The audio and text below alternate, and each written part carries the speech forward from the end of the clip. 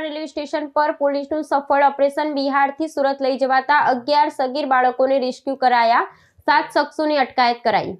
Vadodara railway પોલીસને બાળ તસ્કરીના સંભવિત રેકેટનો પર્દાફાશ કરવામાં મોટી સફળતા મળી છે। બિહારના ચાઇલ્ડ વેલફેર વિભાગ તરફથી મળેલી ચોક્કસ બાતમીના આધારે પોલીસે વડોદરા રેલવે સ્ટેશન પરથી 11 સગીર બાળકોને બચાવી લીધા છે। આ બાળકો બિહારના કટિહાર જિલ્લામાંથી આવી રહ્યા હતા। પોલીસે બાળકો સાથે મુસાફરી કરી રહેલા અન્ય 7 પુખ્ત વયના શખ્સોને પણ અટકાયતમાં લીધા છે।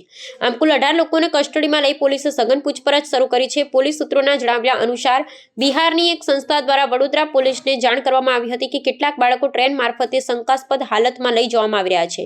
આ માહિતીને આધારે રેલવે પોલીસે વોચ ગોઠવી હતી અને ટ્રેન સ્ટેશન પર આવતાની સાથે જ તમામ બાળકોને સુરક્ષિત રીતે રેસ્ક્યુ કરી લીધા હતા।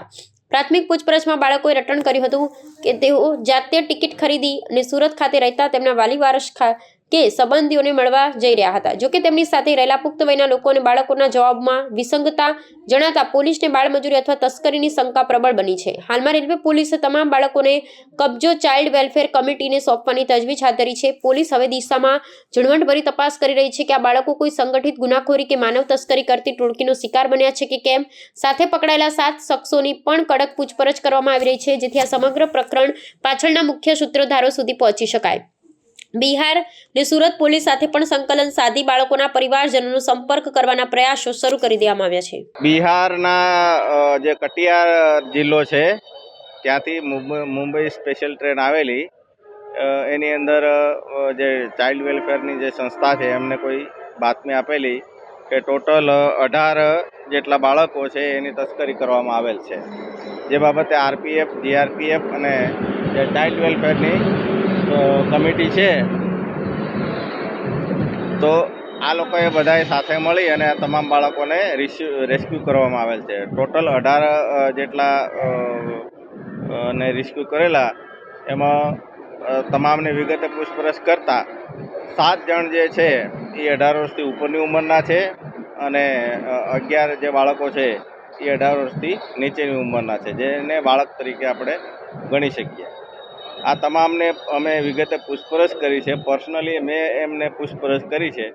એમના જે સગાવાલા છે એ સુરત ખાતે રહે છે, અલગ અલગ પ્રકારના ધંધા અને મજૂરીથી કામ ત્યાં કરે છે। તો એ લોકોને એવું કેવું છે કે એમણે અમને બોલાવ્યા હતા એટલે અમે ત્યાં જઈએ છીએ। એ સિવાય એમને એવું પણ અમે પૂછ્યું છે કે તમને કોઈ ગેંગ લીડર કે કોઈ